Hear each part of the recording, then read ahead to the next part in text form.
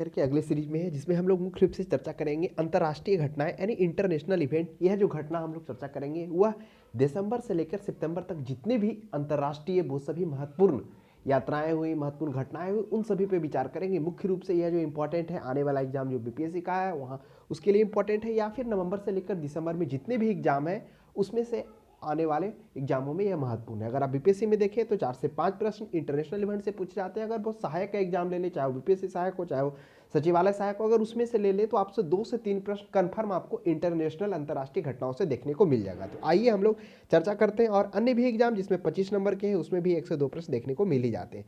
तो international event से लेकर हम लोग पहला चर्चा करते हैं।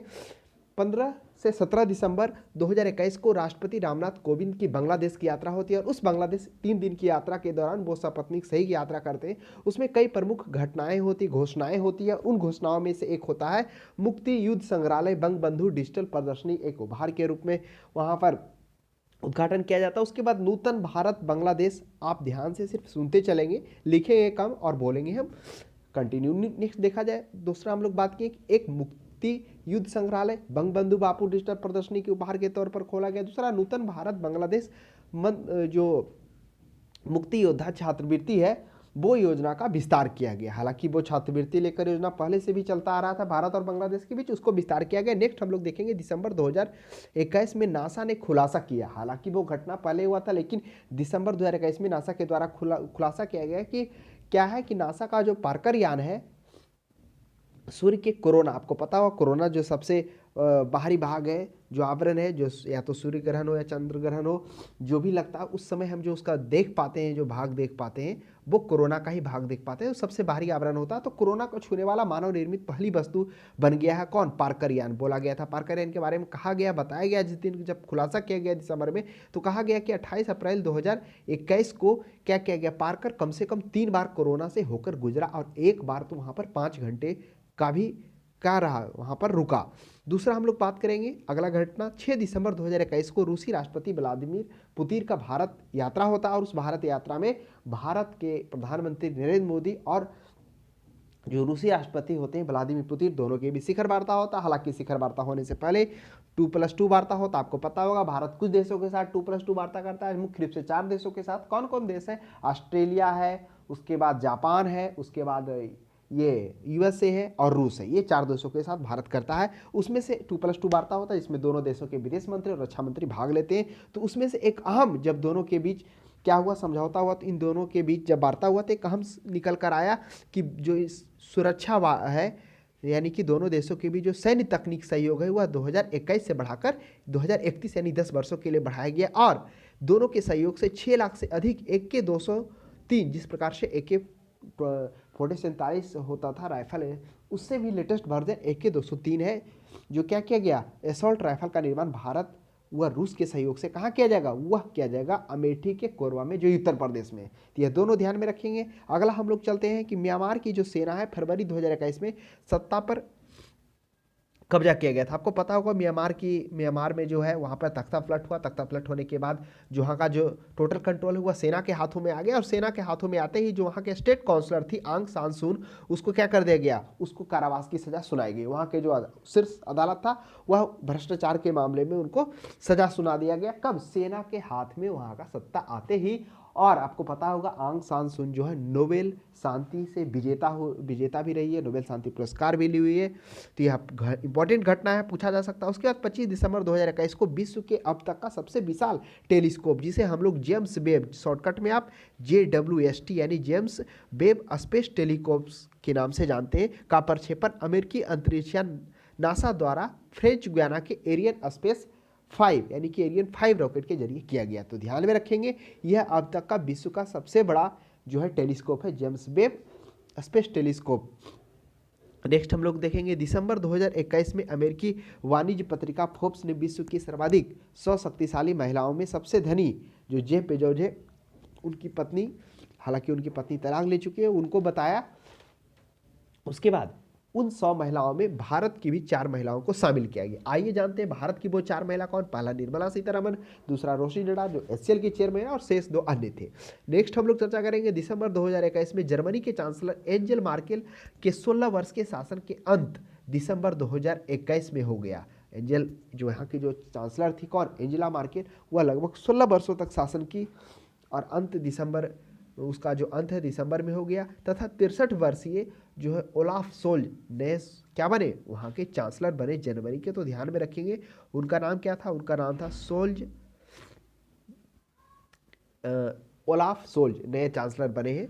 नेक्स्ट हम लोग देखेंगे केन और बेतवा। हालांकि यह जो है मतलब हाँ एक तरह से ले लीजिए, क्योंकि भारत पाकिस्तान के बीच केन बेतवा लिंक परियोजना को केंद्र सरकार के द्वारा मंजूरी दिया गया और इस मंजूरी के तहत क्या है, अब केन नदी का पानी बेतवा में लाया जाएगा और बेतवा में लाने से लगभग 10.62 यानी 10.62 लाख हेक्टेयर क्षेत्र का सिंचाई की सुविधा और 62 लाख लोगों को पेयजल प्राप्त होगा। इसके लिए 39,317 करोड़ की मंजूरी केंद्र सरकार के द्वारा मिल चुकी है केन बेतवा लिंक को। अगला हम लोग देखेंगे जनवरी 2022 में ब्रिटेन की जो महारानी थी, जो क्या है 1997 से 2007 के बीच ब्रिटेन के पीएम लेबर पार्टी के जो रहे टोनी ब्लेयर, उनको नाइटहुड की उपाधि से सम्मानित किया गया। तो यह जो सम्मानित है आपको पता हुआ ब्रिटेन की महारानी के द्वारा किया गया और वह जो टोनी ब्लेयर है वह लगभग 1997 से 2007 के बीच ब्रिटेन के पीएम रहे थे, तो लेबर पार्टी से थे, तो उन्हीं को नाइटहुड उपाधि से सम्मानित किया गया। अगला हम लोग देखेंगे 28 जनवरी 2022 को इंडोनेशिया के राजधानी जकार्ता में क्या हुआ, जो बनाच्छादित है वहाँ की जो राजधानी जकार्ता उसको हटाकर बोर्निया में लाने की बात चल रहा है। कहा जा रहा है कि जो जकार्ता वह प्रदूषण से भरा इलाका है, शोरगुल इलाका, और उसे बनाच्छादित बोर्निया द्वीप के पूर्वी छोर पर हस्तांतरित करने के लिए विधेयक वहाँ पारित किया गया। नेक्स्ट हम लोग देखेंगे 25 जनवरी 2022 को विभिन्न देशों के भ्रष्टाचार की स्थिति के लिए भ्रष्टाचार बोध सूचांक यानी करप्शन परसेप्शन इंडेक्स, जिसे सीपीआई के नाम से जानते हैं, वो जारी किया गया, जिसमें 180 देशों में भारत का स्थान क्या रहा, वह 25वां रहा था। यह भी इंपॉर्टेंट है क्योंकि यह जो डाटा जनवरी में आया भ्रष्टाचार सूचांक का। नेक्स्ट हम लोग देखते हैं जनवरी में, फिर आते हैं 30 से 31 जनवरी 2022 को इजराइल के राष्ट्रपति इसाक हर्जोग संयुक्त अरब अमीरात की पहली यात्रा रहा उनका। वो जो शेख मोहम्मद बिन जायद संयुक्त अरब अमीरात के अभी है, क्योंकि जो खलीफा है उनका देहांत के बाद मोहम्मद बने, तो ये ध्यान में रखिएगा। हालांकि नाम तो काफ़ी बड़ा है लेकिन अंतर यही है दोनों के नामों में, मोहम्मद और खलीफा। खलीफा का निधन हुआ, निधन के बाद ये उनके भतीजे हुए शेख मोहम्मद, वो बने हैं। तो वही इजराइल के राष्ट्रपति जब इसाक हर्जोग वहाँ के राष्ट्रपति बनते हैं तो दोनों के बीच क्या होता है, संबंध सम्मान होने के बाद वो क्या करते हैं, संयुक्त अरब अमीरात की यात्रा करते हैं, पहली यात्रा करते हैं। नेक्स्ट देखेंगे जनवरी 30 से 31 जनवरी 2022 को 20,000 से अधिक ट्रकों के काफिले, क्या हुआ था कनाडा में एक फ्रीडम कन्वॉय कर एक आंदोलन निकाला गया था। यह जो मुख्य रूप से आंदोलन था वह ट्रकों के काफिला जो थे, यानी ट्रकों के जो मालिक थे, ट्रकों चलाने वाले जो ड्राइवर थे, उनके द्वारा चला गया था। वो इसको लेकर विरोध जो किए थे वो मुख्य रूप से कोरोना वैक्सीन के अनिवार्यता के विरोध में घेरे थे। इस जब ये आंदोलन किए तो इस विशाल ट्रक जुलूस के कारण राजधानी में लगभग 70 किलोमीटर तक वाहनों की कतारें लग गई। मायने रखता है 1-2 किलोमीटर में, तो आप देखकर काफ़ी अचंभित होंगे। यहाँ 70 किलोमीटर तक सैटेलाइट से भी इसका फोटो लिया गया, तो इसलिए यह क्या है, जो फ्रीडम कॉन्वॉय है इंपॉर्टेंट है। पूछा जा सकता है कि फ्रीडम कॉन्वॉय किससे संबंधित है, कहाँ हुआ था, तो ये हम लोगों ने देखा कि यह जो है कनाडा की राजधानी ओटावा में हुआ। नेक्स्ट हम लोग देखते हैं 1 जनवरी 2022 को विश्व का सबसे बड़ा स्वतंत्र व्यापार समझौता RCEP प्रभावी हुआ। आपको पता होगा इसमें से भारत हट गया, हालांकि भारत वार्ताओं तक शामिल था लेकिन अंतिम कुछ टर्म एंड कंडीशन के कारण भारत इस जो RCEP सबसे बड़ा स्वतंत्र व्यापार समझौता है उससे क्या हो गया, वो अलग हो गया।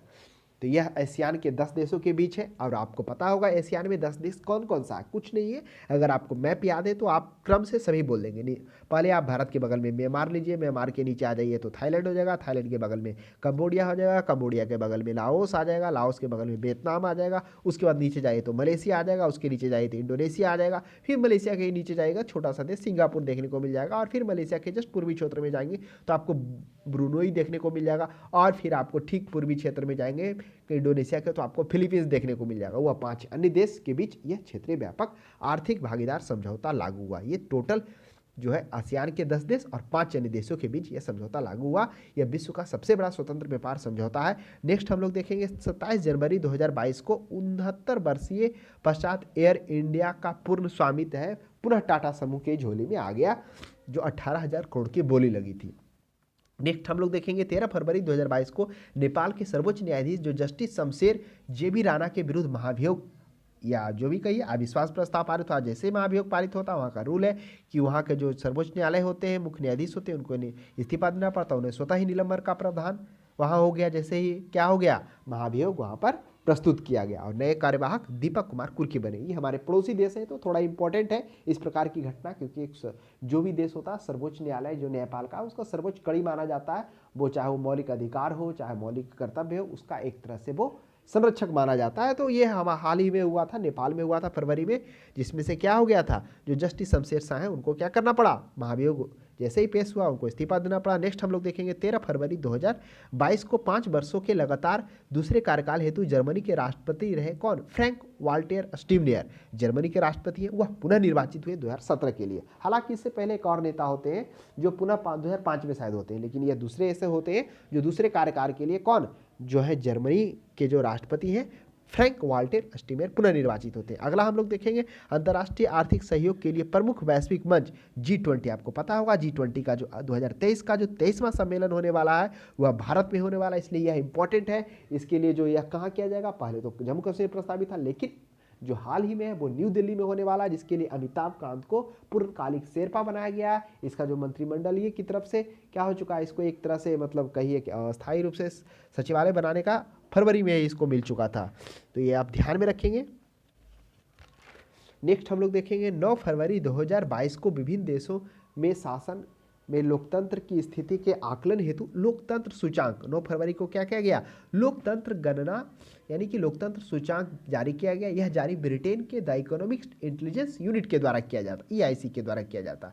तो हो सकता है यह भी पूछ दिया जाए कि जो ये क्या है लोकतंत्र सूचांक निम्नलिखित में से किसके द्वारा जारी किया जाता है, तो ब्रिटेन की द इकोनॉमिक इंटेलिजेंस यूनिट के द्वारा किया था। तो यह जो लोकतंत्र सूचांक में है वह भारत का 167 देशों में 46वां स्थान है, तो इंपॉर्टेंट है, ऐसा नहीं ऑप्शन में 42 में रहेगा 44 में रहेगा, एग्जैक्ट डाटा ये ध्यान में रखेंगे। नेक्स्ट देखा जाए 18 फरवरी 2022 को भारत और संयुक्त अरब अमीरात के बीच वर्चुअली बैठक हुई और इस एक बड़ी मतलब दोनों के बीच जब बैठक हुई वर्चुअली रूप से, तो एक सबसे बड़ी उपलब्धि दोनों देशों के बीच हुआ कि व्यापक आर्थिक भागीदारी समझौता, जिसे हम लोग सेपा के नाम से CEPA के नाम से जानते हैं, यानी कि कोऑपरेटिव इकोनॉमिक पार्टनरशिप एग्रीमेंट, तो यही हो गया कोऑपरेटिव इकोनॉमिक पार्टनरशिप एग्रीमेंट, जिसे सेपा के नाम से जानते हैं, पर हस्ताक्षर हुआ। और आपको पता होगा इससे संयुक्त अरब अमीरात और क्या होगा, ये इसके बीच भारत के बीच दोनों के बीच जो है सीमा शुल्क जो है, यानी कि भारत जब निर्यात करेगा तो वहाँ सीमा शुल्क 0 हो जाएगा। तो ये इंपॉर्टेंट है दोनों के व्यापारिक उद्देश्य। और इसके ठीक 18 फरवरी के तो संयुक्त अरब अमीरात के हुआ, ठीक 6 सप्ताह बाद इसी तरह का एक समझौता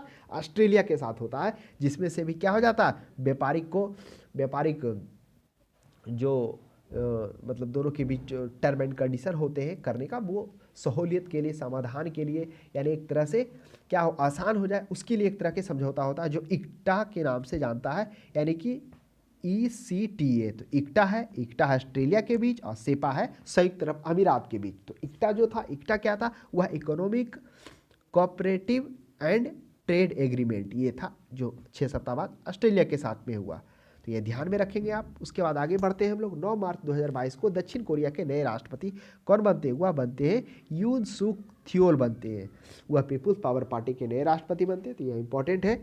नेक्स्ट हम लोग देखेंगे 1 से 3 मार्च 2022 को भारत और पाकिस्तान के बीच अस्थायी क्या होता है, सिंधु आयोग वार्षिक बैठक इस्लामाबाद में संपन्न होता है। ये वार्षिक बैठक चलता रहता है, तो इस बार इस्लामाबाद में भारत और पाकिस्तान के जो स्थायी सिंधु आयोग था उसका बैठक हुआ।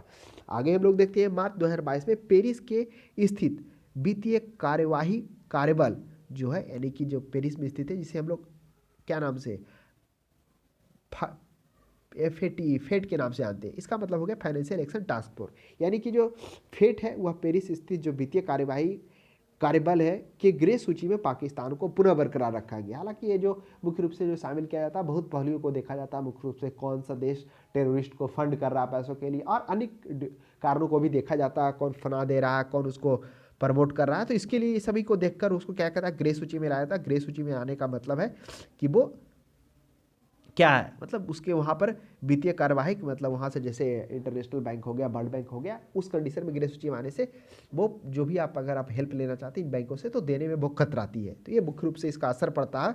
तो यही हो गया कि पाकिस्तान को तो शामिल था ही, पुनः बरकरार रखा गया। और एक और अनइम्पॉर्टेंट बात है कि FAT का जो मार्च 2022 में बैठक हुआ उसमें संयुक्त अरब अमीरात को भी ग्रे सूची में शामिल कर दिया गया। इससे पहले 2021 में क्या किया गया था, मॉल और टर्की को लिया गया था, तो यह भी इंपॉर्टेंट है। नेक्स्ट देखेंगे 18 मार्च 2022 को वर्ल्ड हैप्पीनेस डे के पूर्व ही विश्व भर में 18 को वर्ल्ड हैप्पीनेस मतलब 18 मार्च 19 मार्च को वही अगला दिन था, तो उसके 18 मार्च को वर्ल्ड हैप्पीनेस डे से पूर्व ही विश्व भर में क्या किया गया, वर्ल्ड हैप्पीनेस रिपोर्ट जारी किया गया, जिसमें आपको पता होना चाहिए कि भारत का 146वां स्थान में, यानी टोटल 146 देशों में से भारत का 136वां स्थान है, काफ़ी नीचे है, काफ़ी खराब है। नेक्स्ट हम लोग देखेंगे 19 से 20 मार्च को जापान के जो पीएम है फूमियो किशिदा भारत की यात्रा पर आए थे और अगले 5 वर्षों में 5 ट्रिलियन येन पब्लिक व प्राइवेट निवेश की बात कौन की, फूमियो किशिदा जो जापान के पीएम है। और यह भी इंपॉर्टेंट होगा कि जो भूतपूर्व पीएम थे कौन, शिंजो आबे, उनको चुनावी रैली में क्या कर दिया गया था, जब वो चुनावी रैली कर रहे थे, संबोधन कर रहे थे, तो उनकी हत्या गोली मारकर कर दी गई थी। नेक्स्ट हम लोग देखेंगे, और अभी कौन है, अभी फूमियो किशिदा है। अब 21 मार्च 2022 को वर्चुअल तरीके से भारत की ओर से नरेंद्र मोदी और ऑस्ट्रेलिया की ओर से पीएम स्कॉट मॉरिसन ने ऑनलाइन वार्ता संपन्न किया। एक अन्य सौहार्दपूर्ण कदम के तहत ऑस्ट्रेलिया के पीएम स्कॉट मॉरिसन ने भारत को 29 प्राचीन धरोहर भारत की क्या की लौटाई। यह जो टोटल जितनी भी मूर्तियां थी वह 9वीं से 10वीं शताब्दी की। तो यह इंपॉर्टेंट है, पूछा जा सकता है कि हाल ही में किस देश के द्वारा प्राचीन मूर्तियों को भारत लौटाया गया, ऑप्शन भी दिया जाएगा। यह भी पूछा जाएगा कैवीं शताब्दी का था और किन किन के बैठकों के बीच में यह संपन्न हुआ।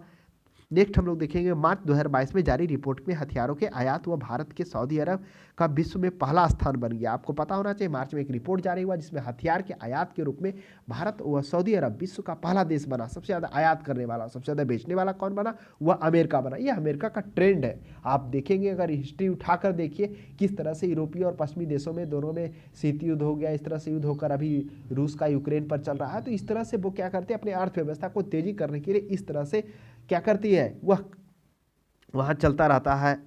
नेक्स्ट देखेंगे 9 से 10 मार्च 2022 को क्षेत्रीय सुरक्षा के लिए गठित 3 देशों कौन कौन, भारत, श्रीलंका व मालदीव के बीच जो समूह है, भारत श्रीलंका मालदीव का कोलंबो सुरक्षा कॉन्क्लेव, वह मालदीव के माले में संपन्न हुआ। आपको पता होना चाहिए, तो पूछा जा सकता है कि कोलंबो सुरक्षा कॉन्क्लेव कहाँ हुआ, वह मालदीव के माले में हुआ। चौथा नया सदस्य आपको पता होगा मॉरिशस भी बैठक में शामिल था, ये चौथा सदस्य बनने वाला है, जबकि बांग्लादेश और सेशल्स पर्यवेक्षक के रूप में उपस्थिति दर्ज किए थे। अगला हम लोग देखेंगे मार्च 2022 में जारी संयुक्त राष्ट्र पर्यावरण कार्यक्रम की फ्रंटियर रिपोर्ट्स के अनुसार सर्वाधिक शोर प्रदूषण वाले 61 शहरों में से भारत का 5 शहर लाया गया। तो आप ध्यान में रखेंगे, यह जो है संयुक्त राष्ट्र पर्यावरण कार्यक्रम की फ्रंटियर रिपोर्ट्स में जारी किया गया। नेक्स्ट हम लोग देखते हैं 30 मार्च 2022 को वर्चुअली तरीके से 4 वर्ष के अंतराल पर के पश्चात श्रीलंका की मेजबानी में बिम्स्टेक समूह का शिखर सम्मेलन किया गया था। यह भी पूछा जा सकता है कि जो बिम्स्टेक है उस शिखर सम्मेलन का आयोजन किसके द्वारा किया गया, तो आपको पता होगा जो बिम्स्टेक शिखर सम्मेलन है वह किसके द्वारा किया गया, वह जो है ये श्रीलंका की मेजबानी में किया गया। इसमें 7 देश आपको पता है कौन कौन है, म्यांमार, थाईलैंड, बांग्लादेश, ये इधर हो गया म्यांमार, थाईलैंड और बांग्लादेश। और फिर बगल वाला ले लीजिए, जितने भी पड़ोसी देश है, इधर म्यांमार, थाईलैंड 2 ही है, ना तो लाओस है ना वियतनाम है। कभी कभी तो यह भी पूछ दिया जाता है कि निम्नलिखित में से बिम्स्टेक में कौन कौन सा देश आते हैं, तो ये कुछ क्लियर आपको होना चाहिए। बाकी पड़ोसी देश है, बांग्ला है, नेपाल है, भूटान है, उसके बाद श्रीलंका है और भारत है। इस तरह से 7 देश था। उसके बाद मार्च 2022 में जारी संयुक्त राष्ट्र संघ के 17 सतत विकास लक्ष्य प्राप्त करने की दिशा में भारत की स्थिति 165 देशों में 120 स्थान में।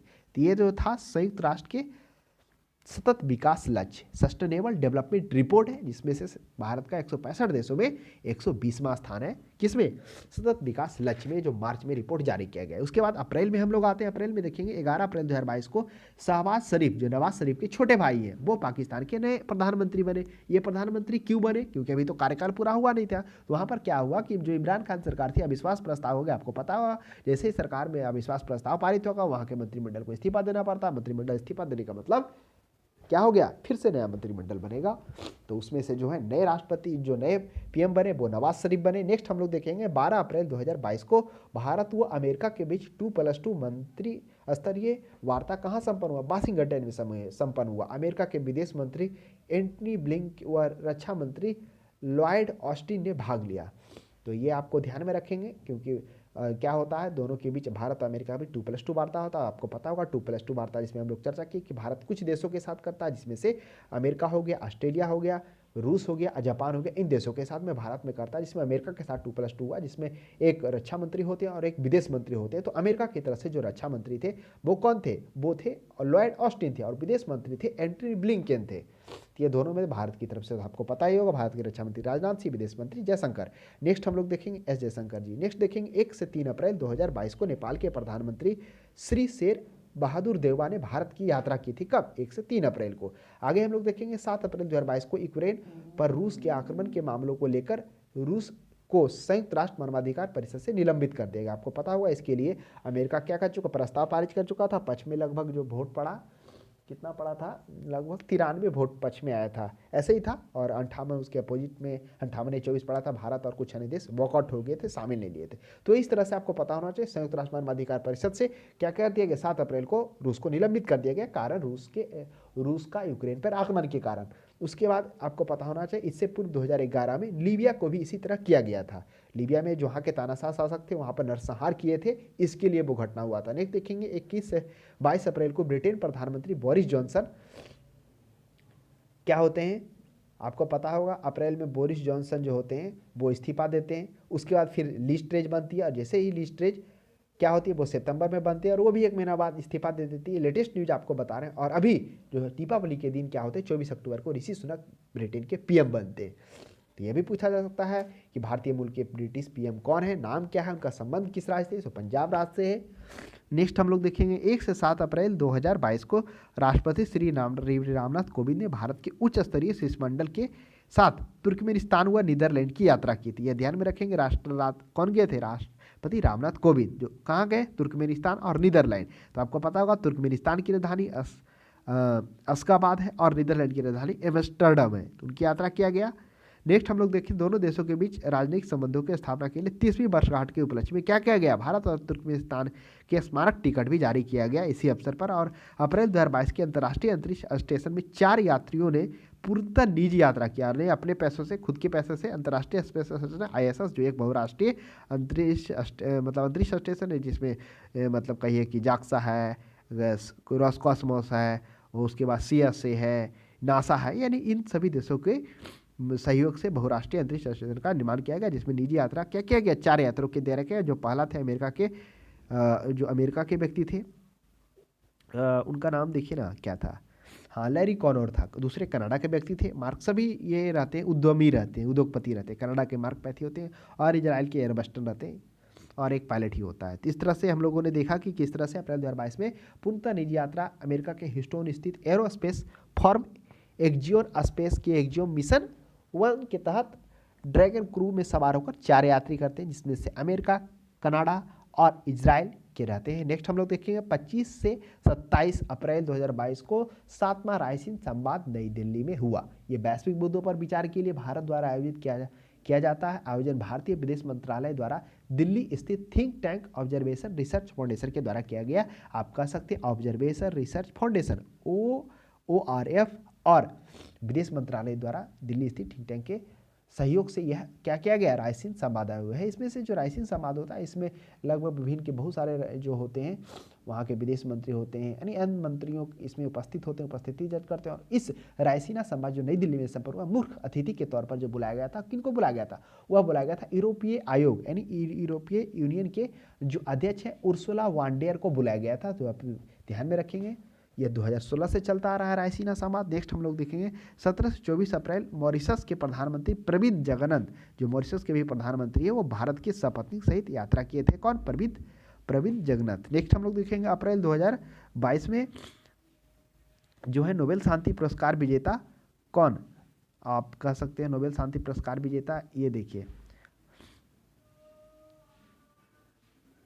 अच्छा वो तो हम लोग चर्चा किए थे कि आंग सान सू को राजनीतिक सहयोग से राजनीतिक सहयोगी के लिए $6 लाख व 7 सोने की छड़ को रिश्वत लेने के मामले में जो 5 वर्ष की सजा सुनाई गई। आपको पता होगा अभी हाल ही में क्या हो गया 2021 में, वहाँ की सत्ता जो म्यांमार की, वहाँ के जो तख्ता पलट होने के बाद जो है कंट्रोल सैनिक के हाथों में आ गया। जैसे सैनिक के कंट्रोल में आते ही जो आंग सान सू है, नोबेल प्राइज जो विजेता है, जो वहाँ की काउंसलर है, स्टेट काउंसलर है, उनको 5 वर्ष की सजा हुई। वो मुख्य रूप से जो बताया गया कि वह क्या किया, $6 लाख का लेन देन है, 7 सोने की छड़ रिश्वत के रूप में, इस तरह से उन पर आरोप लगाया गया है और वो अभी जेल में है। नेक्स्ट हम लोग देखेंगे अप्रैल 2022 में फ्रांस की 5 वर्ष के लगातार दूसरे कार्यकाल हेतु कौन जो राष्ट्रपति है इमैनुअल फ्रैंको, वह फिर से पुनः वहां निर्वाचित हो गए। तो अभी हम जो फ्रांस के राष्ट्रपति कौन होंगे, इमैनुअल फ्रैंको होंगे। नेक्स्ट हम लोग देखेंगे 27 अप्रैल 2022 को केंद्रीय मंत्रिमंडल की बैठक में बाल्टिक राष्ट्र, जो बाल्टिक राष्ट्र कौन है, लिथुआनिया हो गया, कैपिटल हो गया विल्सनुस हो गया, ने इसी वर्ष 2022 को भारतीय मिशन की स्थापना का निर्णय लिया, यानी कि वहाँ जो भारतीय मिशन की स्थापना करने का निर्णय उसी जगह लिया गया बाल्टिक राष्ट्र लुथियाना में, जिसका हम लोग कैपिटल देखें विल्सनुस में देखें। नेक्स्ट हम लोग देखेंगे मेघालय के जो मुख्यमंत्री है कौन, मुख्यमंत्री कॉनरेड सी संगमा के अनुरोध पर क्या किया गया, जो यूनेस्को है वह विश्व विरासत सूची में शामिल किया किसको, जीवित जड़ के सेतु, यानी कि यहाँ जड़ों के द्वारा सेतु बना हुआ और काफ़ी अपने आप में देखने में भी मनमोहक और दिलचस्प है, यानी उसको क्या कर दिया गया। हालांकि ये अनुरोध जनवरी में ही किया गया था, लेकिन इस तरह से जो स्वीकृति मिला वो जाकर मिला अप्रैल में मिला। तो ये इंपॉर्टेंट है कि जीवित जड़ सेतुओं को यूनेस्को की विश्व विरासत सूची में शामिल किया गया। प्रस्ताव हम लोगों ने देखा कि सीएम सांगमा के द्वारा जनवरी में ही किया गया था, लेकिन अप्रैल में जाकर शामिल किया गया।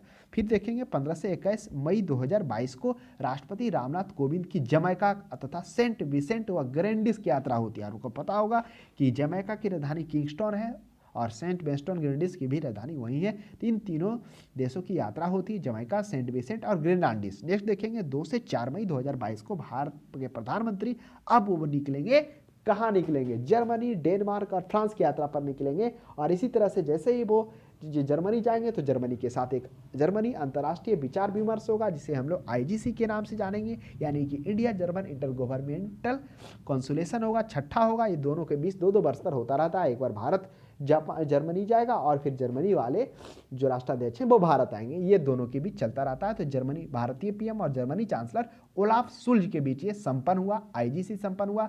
फिर बर्लिन में एक दिन के प्रवास के पश्चात नरेंद्र मोदी 3 मई को डेनमार्क पहुंचते, और जैसे ही वो डेनमार्क पहुंचेंगे अब डेनमार्क में क्या होगा, नार्डिक शिखर सम्मेलन होगा। वही क्या होगा, यह जो नार्डिक शिखर सम्मेलन कहाँ होगा, वह जो होगा ये मतलब ये कहिए डेनमार्क की राजधानी कोपेनहेगन में संपन्न होगा।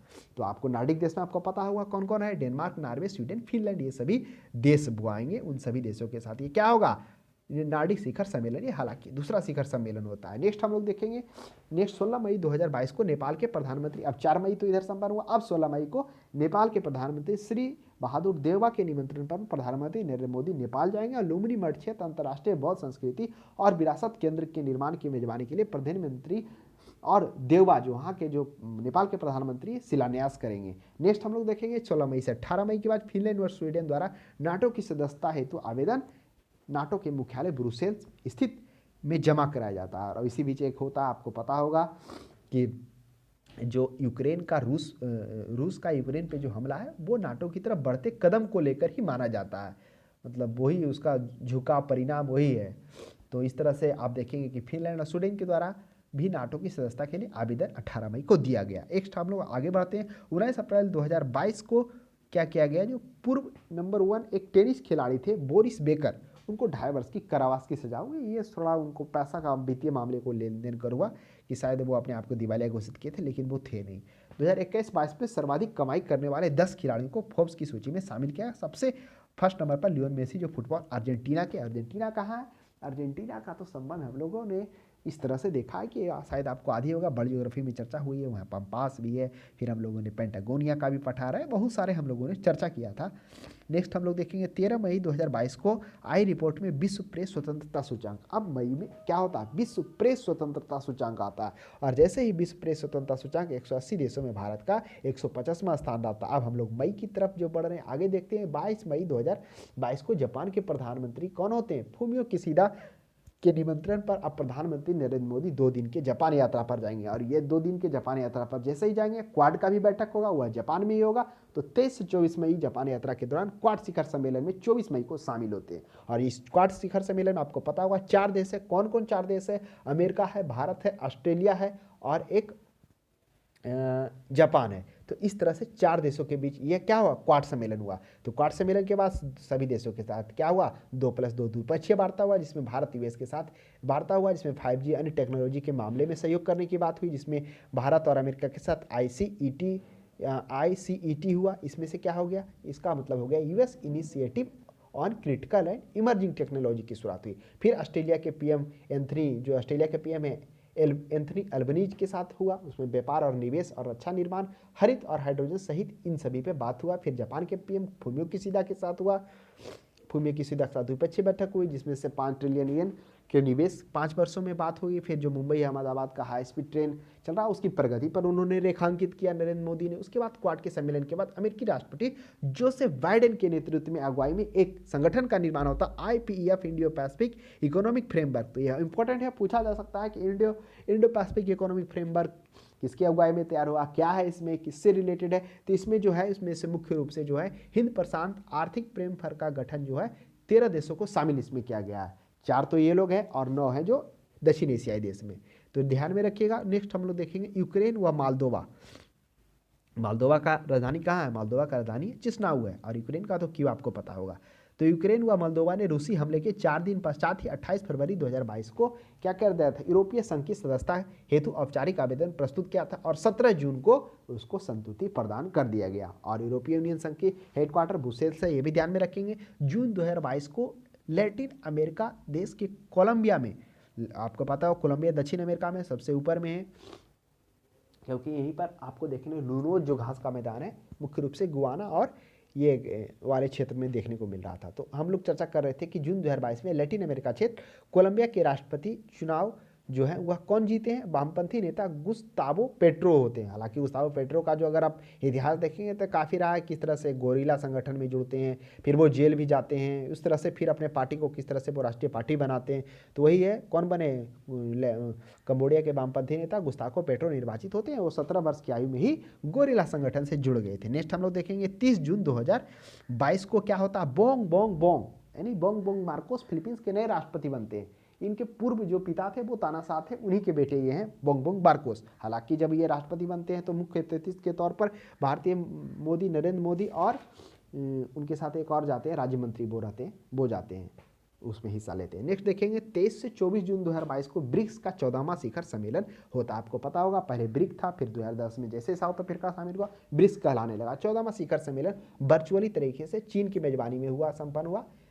नेक्स्ट हम लोग देखेंगे G7 का 48वां, यह भी इंपॉर्टेंट है। G7 का 48वां शिखर सम्मेलन जर्मनी के स्लॉस एल्मो में संपन्न हुआ। और यह इंपॉर्टेंट इसलिए है क्योंकि इसमें से भारतीय पीएम को विशेष तौर पर आमंत्रित किया गया था। क्या सिर्फ भारतीय पीएम थे? नहीं, अन्य देशों के भी थे, लेकिन भारत के लिए गौरवान्वित समय था क्योंकि भारतीय पीएम को इसमें अनुवादित किया गया। तो उन्होंने संबोधन भी किया था हरितगिरी प्रवाह को लेकर, और फिर अन्य देशों को वहाँ पर आने का उन्होंने न्योता भी दिया था। आते वक्त 28 जून को वो UAE में कुछ देरी अबू धाबी भी गए थे, वहाँ के नए राष्ट्रपति शेख मोहम्मद बिन जायद को से मिले, और जो पूर्व जो है खलीफा के उनके निधन पर व्यक्तिगत संवेदना भी उन्होंने व्यक्त किया। आगे देखेंगे जून 2022 में विश्व के रहने योग्य अच्छे शहरों में से क्या किया गया? रैंकिंग जारी किया गया, जिसे ग्लोबल लिविलिटी इंडेक्स के कहा जाता है। इस ग्लोबल लिविलिटी इंडेक्स में 173 शहरों में से भारत के 2 शहर को शामिल किया गया। इसमें दिल्ली को 112वें स्थान पर रखा गया, मुंबई को 117वें स्थान पर रखा गया। आगे हम लोग देखते हैं जून 2022 में global peace index 2022 global peace index में 163 देशों में भारत का 135वां स्थान रहा।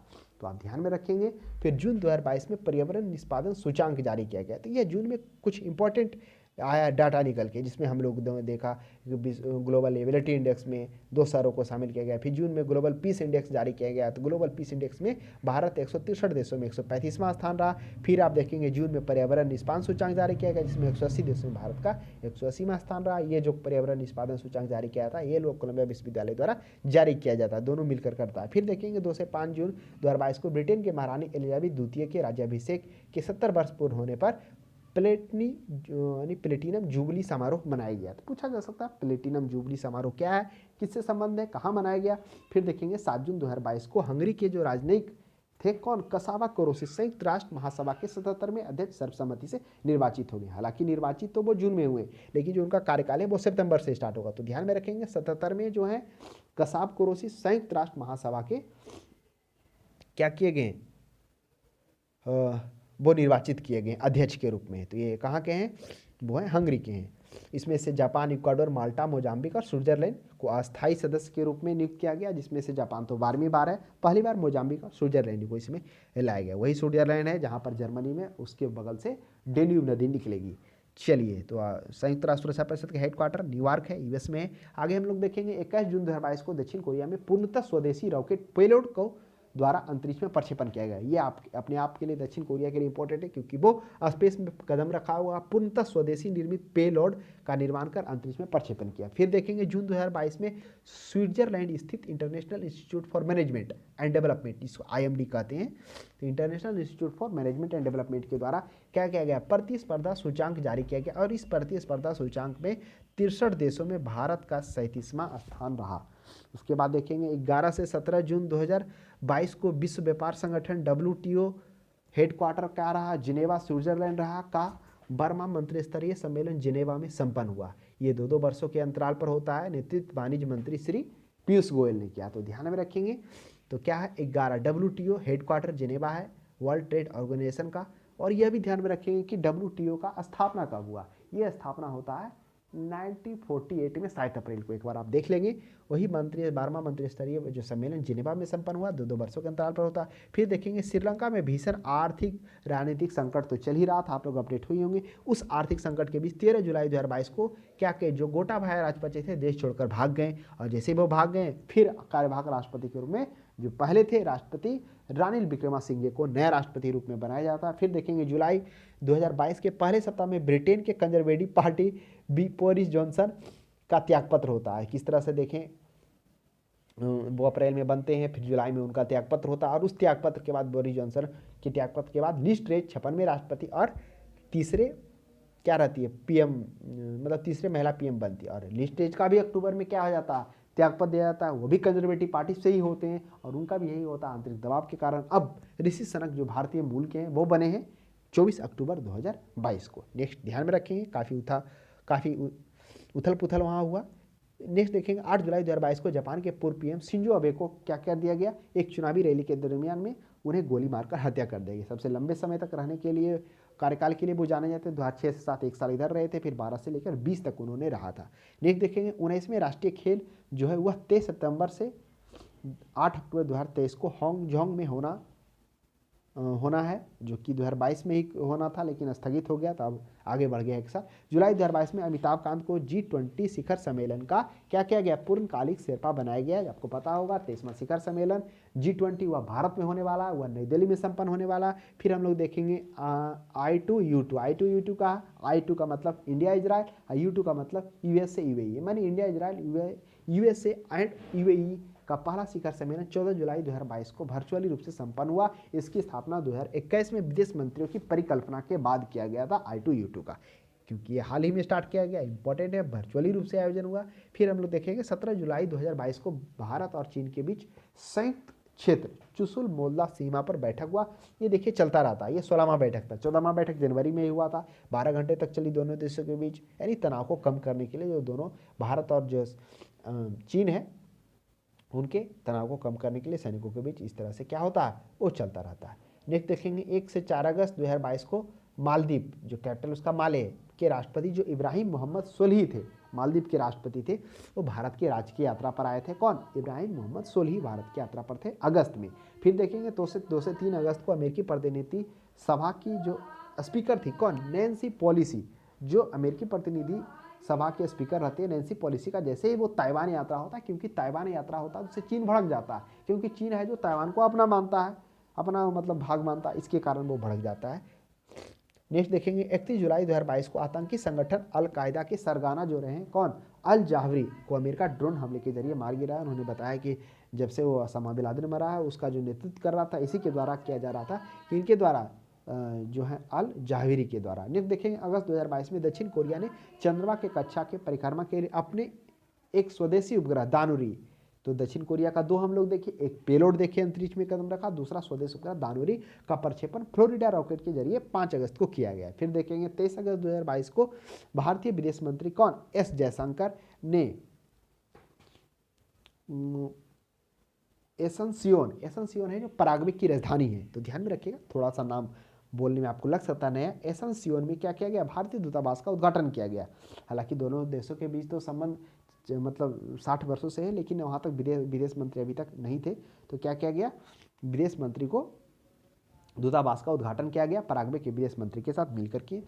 औपचारिक रूप से, हालांकि जो है जो दूतावास का तो स्थापना जनवरी में हो चुका, लेकिन औपचारिक रूप से जब वो वहाँ गए थे जयशंकर पराग्वे, तब उन्होंने वहाँ के विदेश मंत्री के साथ मिलकर किया। फिर देखेंगे 28 जुलाई 2022 को सरकारी कोष के दुरुपयोग एवं भ्रष्टाचार के मामले में, यह भी समझिए कि एशिया में ही आ रहा, मलेशिया के पूर्व प्रधानमंत्री नजीब रजाक को 12 वर्ष का कारावास हुआ। तो ये कौन है? मलेशिया के पूर्व प्रधानमंत्री है। उन पर आरोप लगा है कि वो सरकारी कोष का दुरुपयोग और भ्रष्टाचार के मामलों में उनको 12 वर्ष के सजा हुआ। नेक्स्ट हम लोग देखेंगे 6 सितंबर 2022 को ब्रिटेन के सत्तारूढ़ कंजर्वेटिव पार्टी के जो नेता हैं मैरी एलिजाबेथ ट्रस, जो क्या है लिज ट्रेस के नाम से भी जाने जाते हैं, आपको पता होगा, नए प्रधानमंत्री सितंबर में बनी थी, बोरिस जॉनसन के इस्तीफे के बाद में बनी थी। इस्तीफा बोरिस जॉनसन का कब हुआ था? वो शायद ये हो गया था जुलाई में ही तो हो गया था ना, बोरिस जॉनसन का जुलाई के पहले सप्ताह में ही हो गया था। उसके बाद सितंबर में लिज ट्रेस बनती है, और आपको पता होगा लिज ट्रेस 56 में वहाँ के पीएन बनती है, थर्ड महिला रहती है। और लिज ट्रेस का भी जुलाई के बाद अक्टूबर में त्यागपत्र दिया जाता है। और अब जो ऋषि सनक बनते हैं वो 57 में बनते हैं पीएम। तो वहाँ उथल पुथल चल रहा है, तो थोड़ा ध्यान में रखेंगे ब्रिटेन को लेकर। फिर क्या है, 8 सितंबर 2022 को ब्रिटेन के महारानी एलिजाबेथ का भी द्वितीय 96वें वर्ष के आयु में हो जाता है। वह टोटल 70 वर्ष 2014 तक, यानी 70 वर्ष 214 दिनों तक वहाँ पर क्या किया, महारानी के रूप में कार्य किया। उस अपने कार्यकाल में 15 प्रधानमंत्रियों की नियुक्ति उन्होंने दिलाई। उनकी मृत्यु पर, एलिजाबेथ की मृत्यु के पश्चात उनके ज्येष्ठ पुत्र चार्ल्स तृतीय ब्रिटेन के नए सम्राट बने। उनकी पत्नी कैमिला पार्कर क्वीन घोषित हुई। फिर देखेंगे 5 से 8 सितंबर 2022 को 3 वर्ष के अंतराल पर क्या हो गया, बांग्लादेश के जो पीएम श्रीमती शेख हसीना ने भारत की राजकीय यात्रा की, वह सितंबर में की। तो हम लोग लास्ट ही पे चल रहे हैं। फिर 15 से 16 सितंबर 2022 को शंघाई सहयोग संगठन का 22वां शिखर सम्मेलन उज्बेकिस्तान की राजधानी समरकंद में संपन्न हुआ। हालांकि आपको लग रहा हो उज्बेकिस्तान की राजधानी समरकंद है, तो ये ताशकंद है, तो समरकंद के नाम से भी जाना जाता। तो कहाँ हुआ? वही समरकंद में संपन्न हुआ। उज्बेकिस्तान के जो राष्ट्रपति शौक मिर्जियोयेव की मेजबानी में यह संपन्न हुआ। कौन सा संपन्न? यह हुआ 22वां शिखर सम्मेलन जो हुआ शंघाई का, SCO का। आपको पता होगा शंघाई का किस तरह से क्रिएशन हुआ। यह पहले 5 देशों का था, शंघाई फाई कहा जाता था। इस शंघाई फाई में 5 देश पहले थे। इसका 1996 ईस्वी में स्थापना हुआ, जिसमें रूस था, उसके बाद चीन था, फिर किर्गिस्तान था, कजाकिस्तान था और तजाकिस्तान था। ये आप नीचे देख लिए, कजाकिस्तान के नीचे तो उज्बेकिस्तान है, उज्बेकिस्तान के ठीक आप थोड़ा सा पूरब बढ़ेंगे तो तजाकिस्तान मिल जाएगा, और ठीक उसके उत्तर बढ़ेंगे तो किर्गिस्तान मिल जाएगा। तो ये 5 देश था, कजाकिस्तान, तजाकिस्तान और किर्गिस्तान, इधर रूस चीन। उसके बाद क्या होता है, इस समूह का जो नाम रहता है शंघाई फाई रहता है। उसके बाद जो है 2001 में उज्बेकिस्तान को भी शामिल किया जाता। अब ये उज्बेकिस्तान क्या है, तो कजाकिस्तान के नीचे ही उज्बेकिस्तान है, उसको शामिल 2001 में किया था। और 2017 में भारत और पाकिस्तान दोनों देश शामिल होता है। तो इस तरह से जो शंघाई में टोटल 8 देश हैं। और सबसे बड़ी बात इंपॉर्टेंट है कि 2023 में इसमें ईरान को भी शामिल किया जा रहा है। अब जो टोटल सदस्यों की संख्या वो 9 हो जाएगी 2023 के बाद। नेक्स्ट हम लोग देखेंगे 8 सितंबर 2022 को भारत व जापान के बीच 2+2 वार्ता हुआ, जिसमें हम लोगों ने चर्चा की कि 2+2 वार्ता कुछ देशों के साथ में होती है। इसमें अमेरिका था, ऑस्ट्रेलिया था, जापान था और रूस था, ये 4 देश शामिल था। तो उसमें से क्या हो गया, 8 सितंबर को मंत्री स्तरीय वार्ता क्या हो गया, जब भारत और जापान के बीच हुआ, जिसमें से रक्षा मंत्री, विदेश मंत्री, जापान के जो रक्षा मंत्री यासुकाजू थे, और विदेश मंत्री कौन थे, ये थे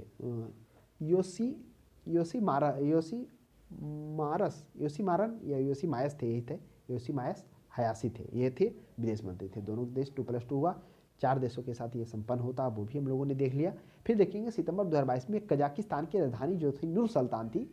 एक कजाकिस्तान ऊपर है ना, वो तो नूर सुल्तान, तो उसकी राजधानी क्या है, नूर सुल्तान थी, उसे बदलकर पुनः अस्थाना कर दिया गया। यह पूछा जा सकता है कि जो कजाकिस्तान है उसकी राजधानी तो पहले नूर सुल्तान थी, पुनः उसको अस्थाना कर दिया गया। तो अगर ये ऑप्शन में आ जाए, अगर आप नहीं पढ़े हुए हैं तो यहाँ पे गलती होने का ज़्यादा प्रबल है, क्योंकि ये जो सितंबर में ही इस तरह से चेंज किया गया, तो वह क्या कर दिया गया, नूर सुल्तान को हटाकर पुनः अस्थाना कर दिया गया। पहले भी अस्थाना था, लेकिन फिर नूर सुल्तान किया गया।